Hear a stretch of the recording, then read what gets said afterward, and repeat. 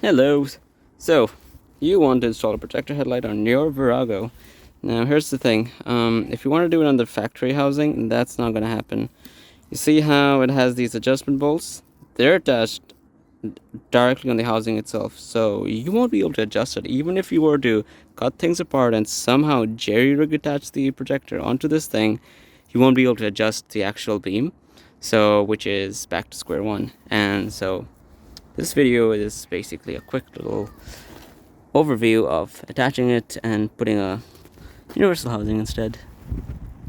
So to take the headlight off, you're gonna find two of these screws. One is gonna be on right over there.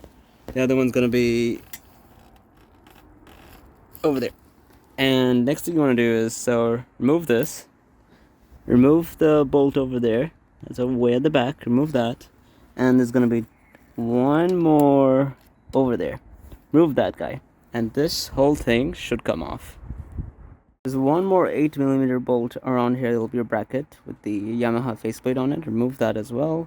And so all you'll be left at that point is to pull this out, but it'll still not come out. So it'll be all the cables. You're gonna have to unplug all that in order to ravel it out to the top and through the bottom, and preferably use a pick like this one.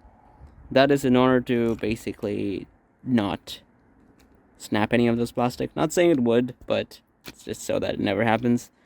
And next clip will be off with this gone.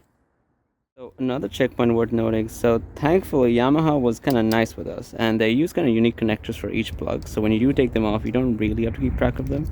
So I wouldn't worry too much about that. And the other thing is, I don't like these type connectors, these bullet type connectors. Thankfully again, Yamaha was nice on us, and they have the same color on both ends. So again, that should be backed and easy to put back together. The only problem is that I hope works out is this rat nest over here should fit in here, the new projector housing.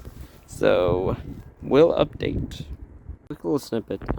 So this guy is actually meant for tubes this wide, and this is a little too big even on the lowest setting. So what I did was, if we were to happen to be in the same situation, you use an old bike tube, whatever, basically something as a spacer. I used an old weather sealing, mainly because it can withstand the elements, and I know it's gonna last. Hello, we're gonna pause there for a second. I wanted to quickly bring up, so these bolts, they're not stainless steel and they're gonna start rusting. I highly recommend just picking up all new hardware, and also lock washers, because it eventually starts sagging.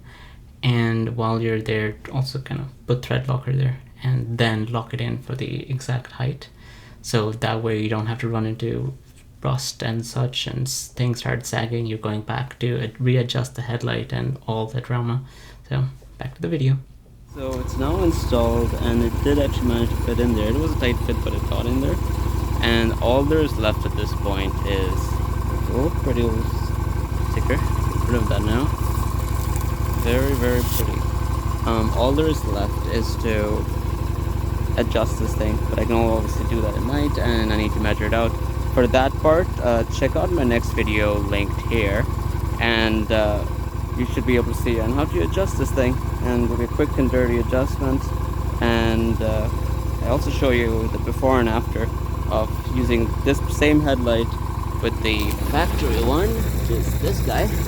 So I compared the actual before and after, the exact same camera settings, so you're not going to see that one is like slightly brighter than the other, because the camera settings are different. They're going to be locked in. And so yeah, so check out the video here, and thanks for watching.